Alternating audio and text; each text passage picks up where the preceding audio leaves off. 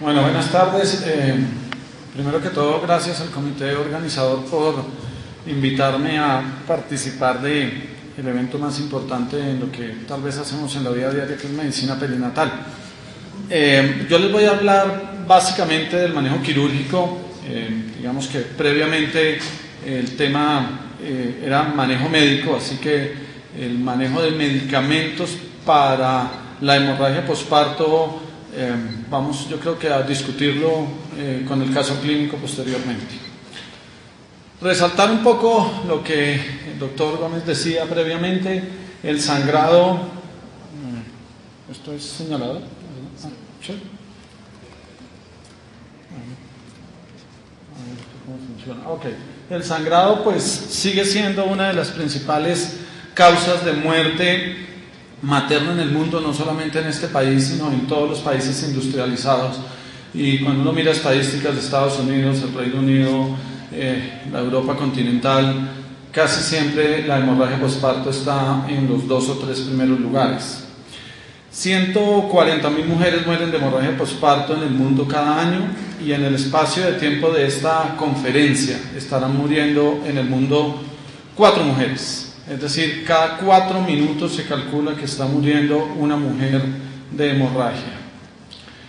Este es el cambio en la tendencia de las causas de hemorragia posparto. La de arriba dice otras, no sé si esto me puede ayudar, que básicamente hacen referencia a los desgarros, la retención de productos placentarios, etc. La segunda, que son las columnas blancas, fíjense cómo se han ido aumentando. Y es el acretismo placentario, que cada día cobra mayor relevancia, dado probablemente el mayor número de cesáreas en el mundo. En nuestra institución, Fundación Santa Fe, ya alcanzamos este año la módica suma del 65% y esperamos seguir creciendo. La atonía, como la pueden ver ahí, cada vez disminuye más.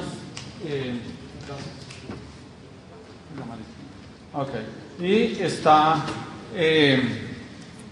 digamos, en nuestros hospitales debería ser cada vez menor. Esto es básicamente la etiología que logré sacar con mi residente, a quien agradezco esta diapositiva, de las causas de hemorragia de mayo a mayo del 2008-2009 en la Fundación Santa Fe. Tuvimos 18 pacientes que terminaron en histerectomía, pero 42 pacientes que tuvieron hemorragia posparto. O sea, menos del 50% de nuestros pacientes requirieron histerectomía. Y como pueden ver, dentro de las causas está acretismo y placenta previa, y como todos sabemos, por definición toda placenta previa es acreta, así que el 56% de las etiologías de la hemorragia posparto en nuestra institución fueron acretismo. Históricamente, como se ha definido, hemorragia posparto es más de 500 después de un parto, más de 1000 después de una cesárea. La pregunta es, ¿cómo hacemos nosotros para determinar simplemente con los ojitos cuándo la paciente sangró 500 y cuándo sangró 1000? Y ahí es donde está el principal error, la principal causa de que nuestras pacientes se compliquen y terminen en muerte, en esa subestimación de la pérdida sanguínea. La propuesta es que definitivamente eso tiene que estar basada, la decisión de pasar un paciente a un quirófano, en los síntomas del paciente, ya sea mareo, fatiga, desmayo o signos de hipovolemia, como taquicardia, hipotensión o obviamente oliguria.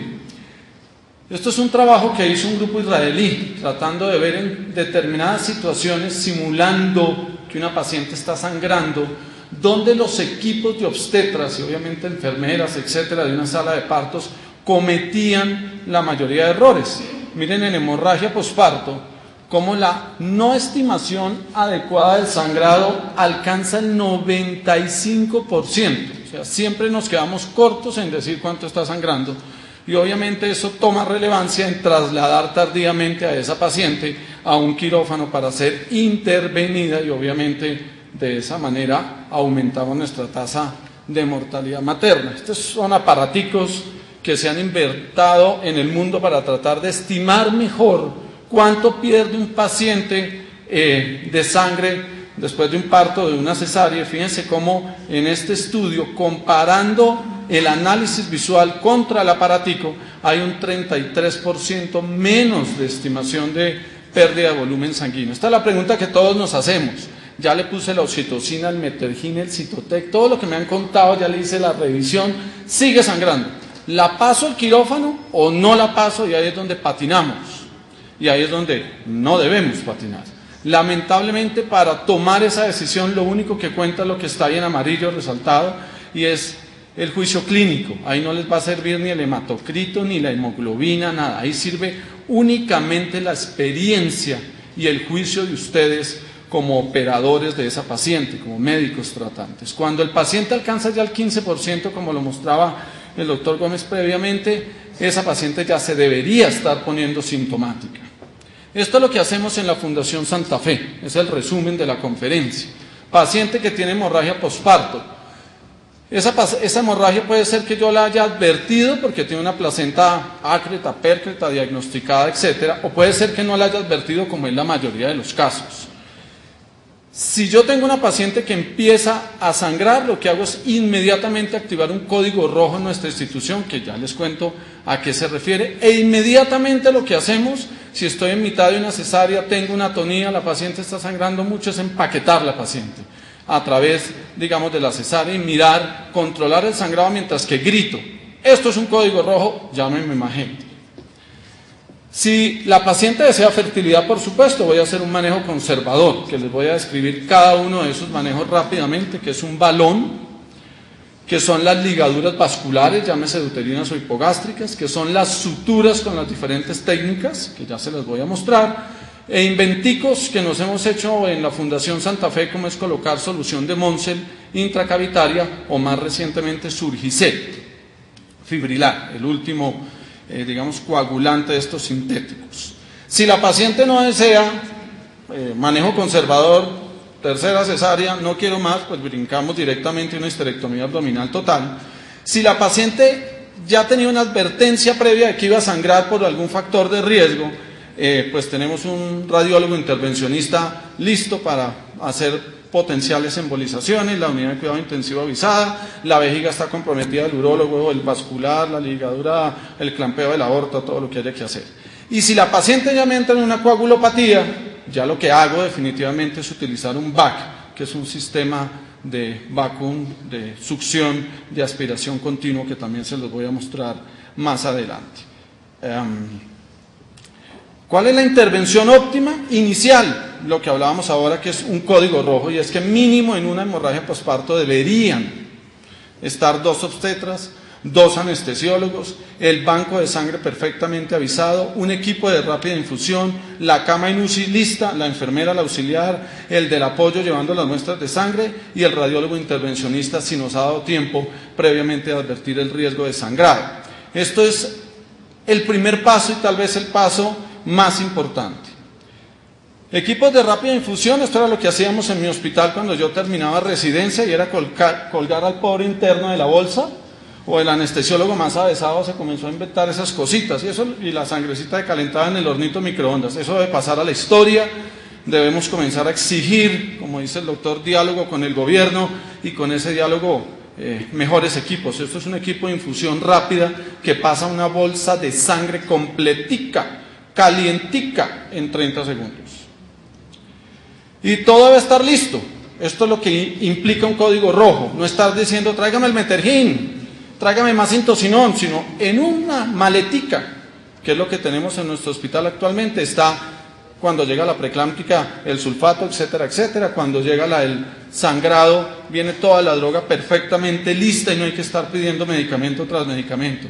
Y esto es parte fundamental. Ese es el doctor Cáceres, para quienes no lo conocen, uno de mis partners ahí en la fundación. Y cada vez que voy a tener una histerectomía o la voy a advertir, o hay una cesárea que empieza a sangrar, lo llamo, y el partner idealmente siempre debe estar ahí.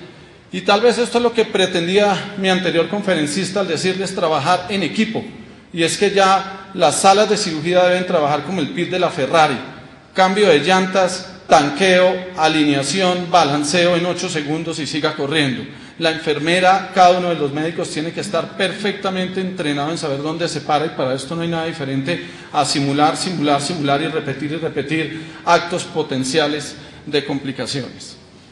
En cuanto a los factores de riesgo, fíjense cómo los factores de riesgo son importantes para la hemorragia, para aquella hemorragia que responde al manejo primario, o sea, al manejo médico, pero no para aquella que va a un acto quirúrgico. Es decir, un gemelar me dice, sí, el gemelar de pronto sangra más, pero muchos de los gemelares responden al manejo médico. Y cuando hay que pasarla al siguiente acto operatorio, voy a hacerle una histerectomía, no hay factores de riesgo usualmente claros. Para mí tal vez el más importante, el más peligroso siguen siendo esas pastillitas que nos negamos a dejar de utilizarlas, que son el famoso Cytotec, que obviamente llegan a fatiga uterina y que para nosotros en nuestra institución siguen siendo una causa claramente desencadenante de incremento en la tasa de hemorragia posparto por atonía. Y eso sí es un error médico, y recuerden que los errores médicos en el mundo complican ahora el 10% de cada uno de los pacientes que llegan a nuestros hospitales. El empaquetamiento. Entonces llega la señora, está sangrando. ¿Cuándo la empaqueto? ¿La empaqueto o no la empaqueto? Yo diría que es no fisiológico. Oculta la hemorragia, favorece las infecciones. Y era válido que hace 17 años, 1993, pues dijeran que eso era simple, sencillo y efectivo. Y si es simple, sencillo y efectivo si estoy en el Urabá antioqueño sin nada más que hacer, pero no es simple, sencillo y efectivo en un hospital de tercer nivel. Eso se ha mejorado en los Estados Unidos. Entonces, en vez de empaquetar la paciente llena de compresitas, lo que se hace es colocar uno de estos balones muy elegantes, se llama el balón de Bakri. Uno lo infla dentro del útero, hay que saberlo posicionar, como pueden ver, se llena con 500 mililitros, se consiguen en Bogotá, vale 180.000 pesos. Lo tuvimos en la Fundación Santa Fe casi 2 años en la farmacia, nadie lo usó. Ahora les voy a mostrar por qué nadie lo usó. De los pacientes en los cuales se ha utilizado, pues se ha demostrado que logra controlar el sangrado, pero hay una tasa de falla en el éxito del balón de Bakri de alrededor del 22%, o sea, 1 de cada 5 pacientes que se les coloca ese balón como medida terminan fallando. La ligadura de arterias uterinas, todos lo sabemos, la idea es ligar los vasos ascendentes de las arterias de manera bilateral. Y miren la ligadura de arterias hipogástricas.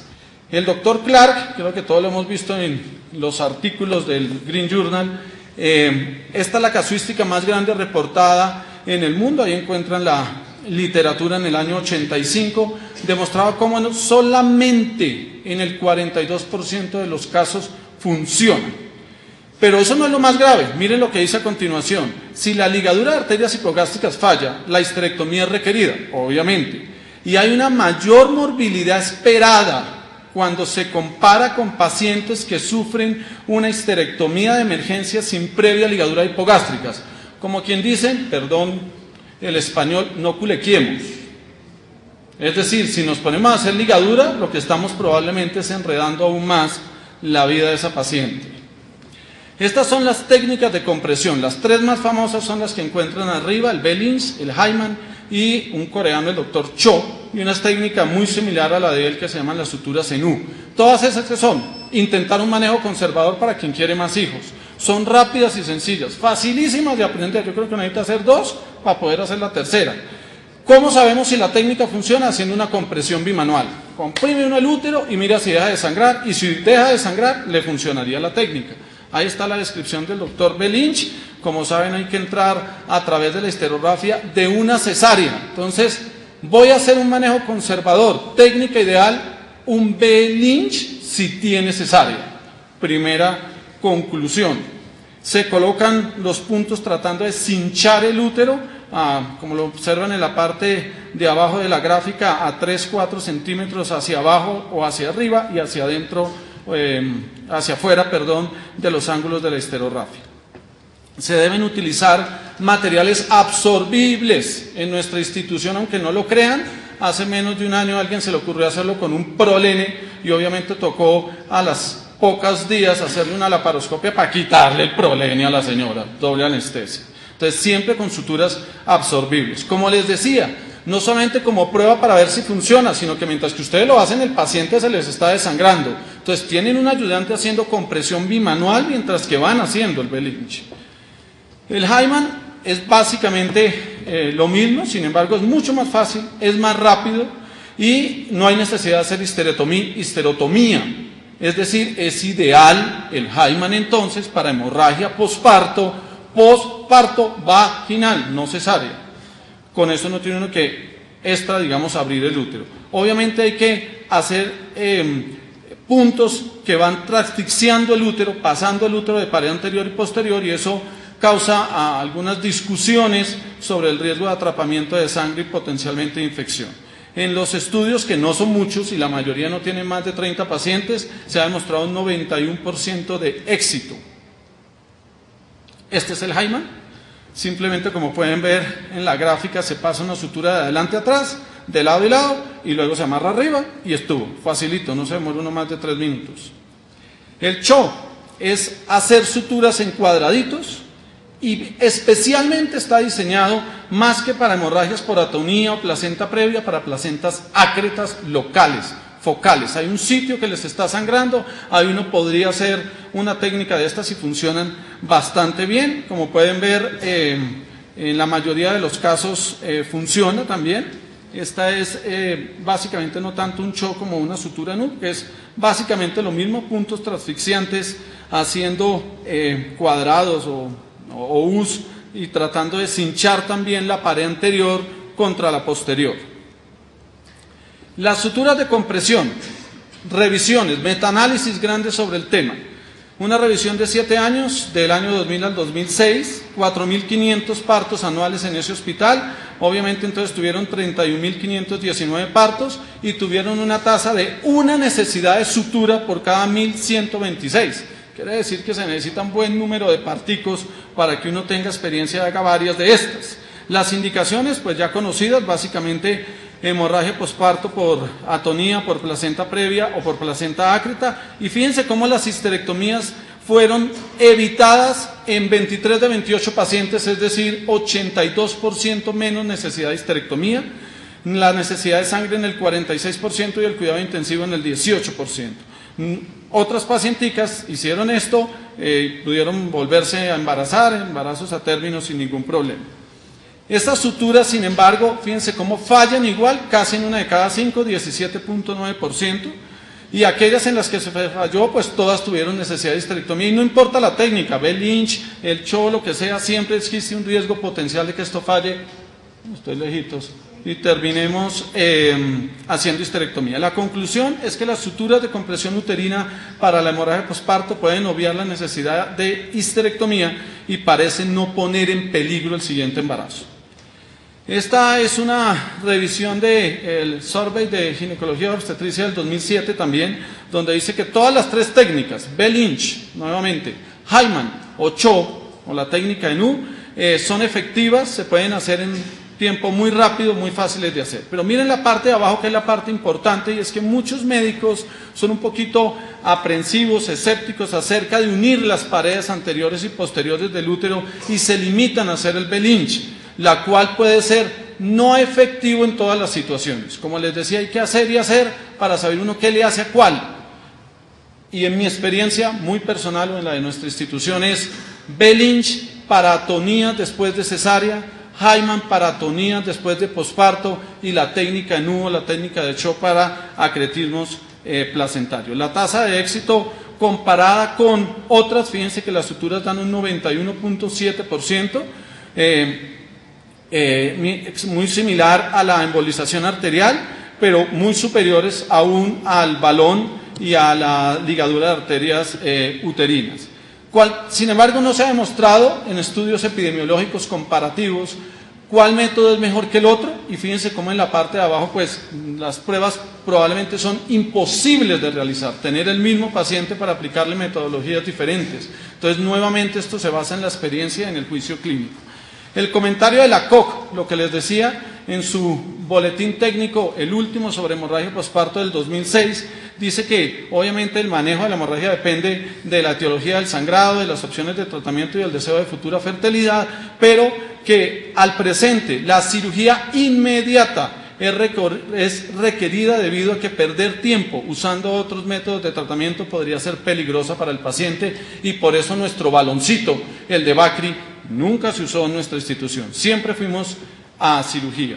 La embolización debe ser hecha únicamente en pacientes con signos vitales estables y yo únicamente la utilizo cuando, y le advierto al radiólogo, y el radiólogo ya tiene canalizadas las arterias, cuando sé que tengo una paciente con placenta percreta o increta que me va a sangrar esta vida y la otra. Entonces arranco el procedimiento, saco el feto, ya sé a lo que voy, tengo todo, pero al mismo tiempo tengo un radiólogo que inmediatamente me hace embolización. Normalmente no lo usamos para atonías postparto. Esta fue la ideita que se nos ocurrió. Lo presentamos en el Congreso Americano del año pasado en Nueva Orleans. Tuvimos 14 pacientes y lo que hacemos es en pacientes con acretismo placentario colocar solución de Monsen contra el lecho placentario sangrante y tuvimos 92.8 de respuesta positiva.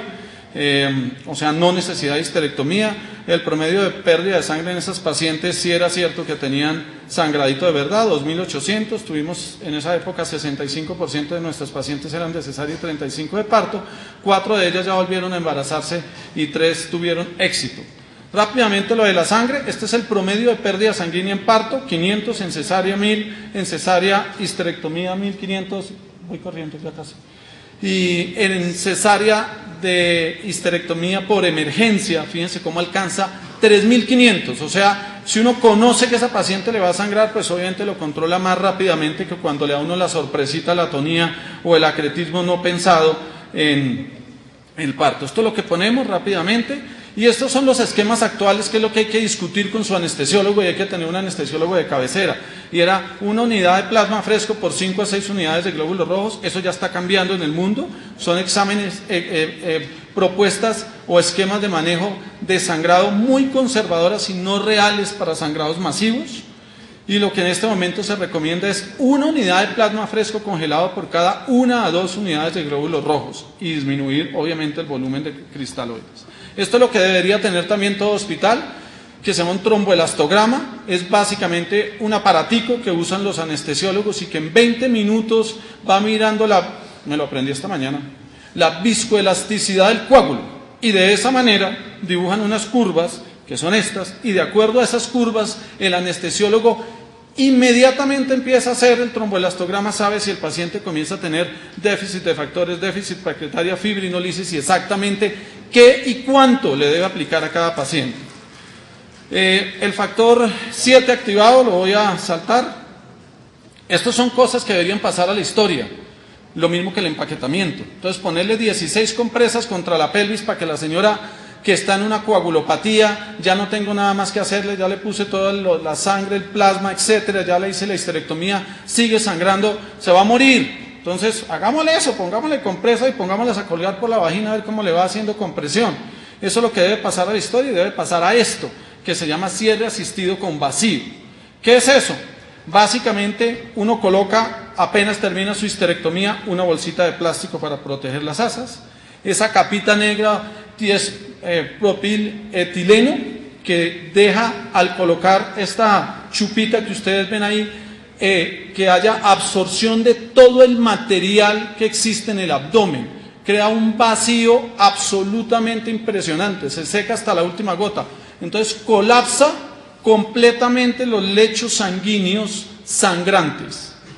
Nosotros llevamos hasta el momento una casuística de 5 casos. Recuerden que lo anterior a esto era la Bolsa de Bogotá, esto lo copiaron los americanos y obviamente hicieron una cosa ya computarizada. Fíjense cómo sale un cablecito de nuestra paciente directamente a un equipito que está midiendo la cantidad de sangre que está saliendo, a ver si voy a reintervenir, si el sangrado está controlado, etc.